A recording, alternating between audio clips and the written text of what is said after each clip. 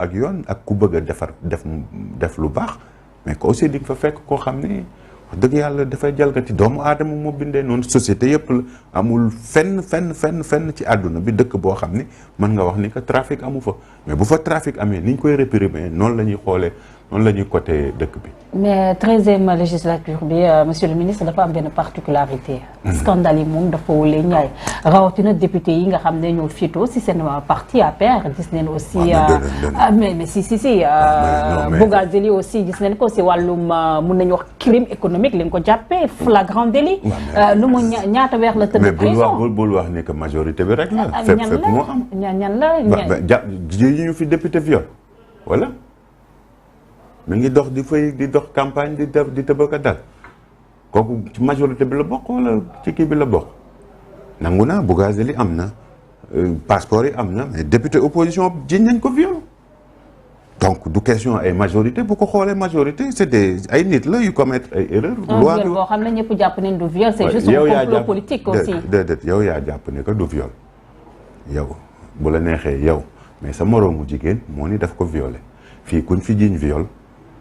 ku fi jigéen jiñ viol kaso ba ngay fanaani ba ñu xool ndax dëgg la wala dëgg loolu moo amoon avant loolu moo am ba léegi ca loolu moo war a am après. mais sur ce cas précis le ministre bi yor wàllum justice bi nga xam ne yéen la faral moo ne si benn émission. man dégguma loolu. li ma dégg parce que doo ko bëgg a dégg. non man li ma dégg moo ne dossier bi viol amu ci. déedéet man li ma dégg bon dégguma ko honnêtement dégguma ko li ma dégg mooy jigéen bu tudd Adji Sarr jiiñ na Ousmane Sonko. moo ni moo ko violé. waaw. d'accord mais léegi député la wala du député. député la. majorité la bokk wala bokkul majorité. kon donc député yëpp la rek ne député bul wax ni que député majorité et loolu c'est nee naa la du loolu mooy problème bi mooy bu ñu tooñ ñeneen ñi. bu ñu wax ñii la bu ñu bedd kenn mais luy am la ay nit ñooy wàcc yoon et defe naa yoon dañ ko fi teg pour que muy corriger. ñii dañuy jalgati yoon.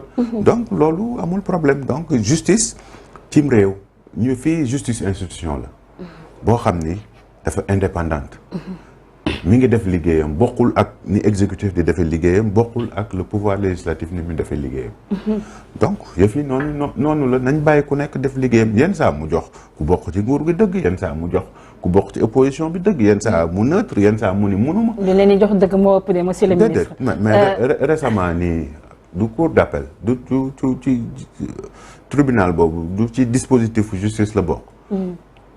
kon jox na dëgg ay opposants yoo xam ne dañ amoon ay problème ci seen liste. ñooñu def recours. du récemment candidat ville Dakar yi 6 lañ jàppoon. am na ko justice dëgg bañ indiwaat ko mu nekk 7.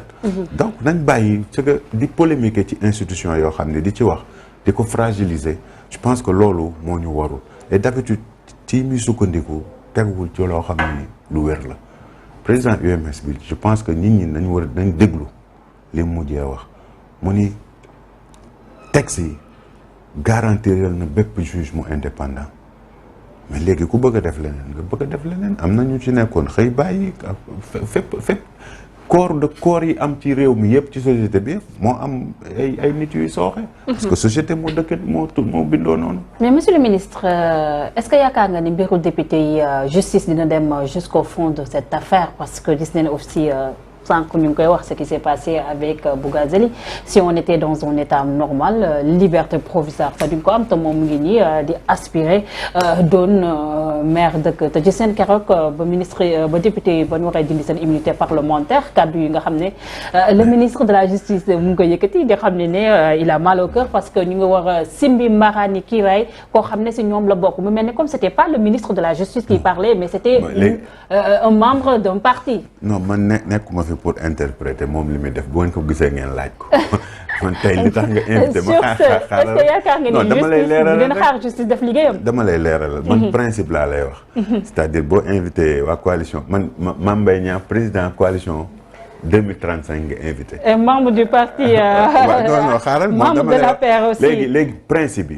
man ay principe laa lay wax. c'est-à-dire ñoom ndax am nañ droit ndax dina dem ba sës je pense que am na ñu doon wax sax ni duñ leen arrêté. ma ne ci liñ mujjee dégg mooy que ñoom am nañ mandat de dépôt. donc nañ am njort pourquoi nga bëgg a ñaaw njort te mën a rafet njort. c'est-à-dire mën nga rafet njort ne que justice dina def yoonam. ah mais nit ñi dañoo jaaxle parce que dañoo gis ne si l'affaire Kilifeu nga xam ne laalewul lenn si wàllum deniers publics ñu filmer ko en son insu te dañoo voté benn loi boo xam ne au Sénégal muy aaye nit ñu filmer ko à son insu ñu gis carrément le procureur s'était autosaisi bañ jëloon ko sax làq ko jant bi moom ak Simon finalement accordé nañ ko lii di liberté provisoire ñu gis ni mbirum député yi justice daf ca nekkoon di traîner les pieds aussi 2 poids 2 mesures boobu aussi. Qu'est-ce que justifie cela? Madame, c'est-à-dire aussi il faut être bëgguma wax de bonne foi mais quand même un dossier bu ñuy instruire man mënuma ci wax un dossier bu ñuy instruire man ma bokk ci exécutif. mais mbirum Adji Sarr Ousmane Sonko wax nga ci mais da nga ma laaj moo tax ma ni la un dossier bu nekk en instruction li nga ma ciy laaj man principe laa la mën a wax mënuma dugg ci fond bi. c'est-à-dire li ñuy jàpp mooy est que ñi nga Simon ak Kilifeu bi nga wax léegi xëy ñu xëy rek jàpp leen député yi mettre sous mandat de dépôt xëy ñu xëy rek jàpp leen. ñooñu kenn filmé wu leen.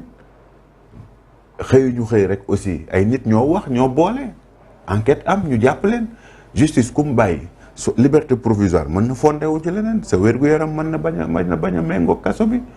du ci am na kuñ ci bàyyi Simon defe naa loolu lañ ko bàyyee je pense bien loolu lañ ko bàyyee mais loolu lañ bàyyee Bougazelli loolu lañ bàyyee keneen am na ñeneen ñu ci bénéficié am na ñu tëdd pavillon spécial donc pourquoi yow nga jàpp ne que yow journaliste bi yaa ngi def sa liggéey ca médecin bi moom ci boppam mi bind délivré deful liggéeyam juge bi deful liggéeyam mais dañoo xam liberté provisoire fu muy mujjee rek au Sénégal bu nekkee les gens qui sont au pouvoir non voilà est-ce que par déduction c'est-à-dire un jugement sans appel du am valeur juridique.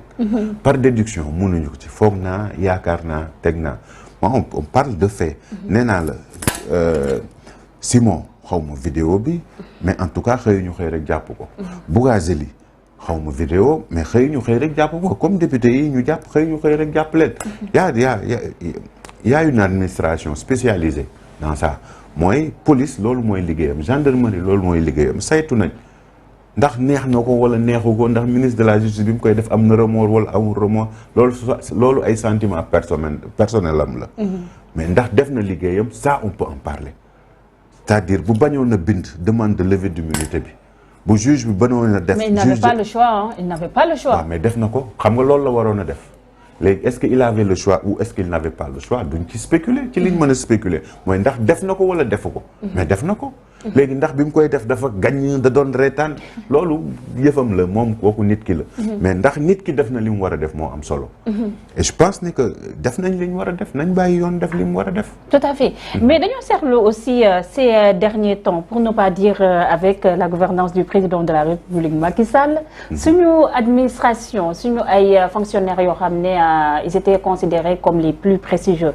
gis nga ce qui s'est passé avec les préfets ñu dem ba ñi nga xam ne mooy cour d'appel débouté leen ci wàllum élection locale yi avec ces listes ñu rejeté woon beaucoup de listes yi nga xam ne ñoo féete woon ci opposition bi sànq yaa ngi koy wax des gendarmes nga xam ne ñoo filmé woon kii di Bougazelli def na wala deful finalement lii di vidéo qui se retrouve sur le net mu mel ni comme ñun suñu administration wala sax suñu ay institutions dañ koo jël politiser ko ba fragiliser ko qu'est-ce qui justifie aussi cela? C'est la politique ou bien je ne pense pas que c'est la politique. C'est la société sénégalaise qui a un problème. Moi, je pense que du film yooyu du ci administration bi rek même dans la vie de famille de temps en temps da ngay gis ni que les gens ils filment des situations après pour le mettre d'ordre. Je pense que c'est l'évolution de la société et que quand même il faudrait réfléchir quand même parce que ça mënul demee noonu. Mais est-ce qu'on n'est pas aussi en train de perdre la notion d'État si règne kii di président de la République Macky Sall du temps de maître Abdoulaye wala sax kii di Abdou Diouf on voyait pas aussi ça. Mais madame on ne pouvait pas le voir parce que la technologie n'était pas avancée à ce point. loolu mënul woon nekk jamonoy Abdou Diouf WhatsApp dafa amoon jamonoy Abdou Diouf iPhone 13 dafa amoon. jamonoy Abdoulaye Wade iPhone 13 dafa amoon jamonoy Abdoulaye Wade WhatsApp dafa développé woon nii Snapchat dafa amoon.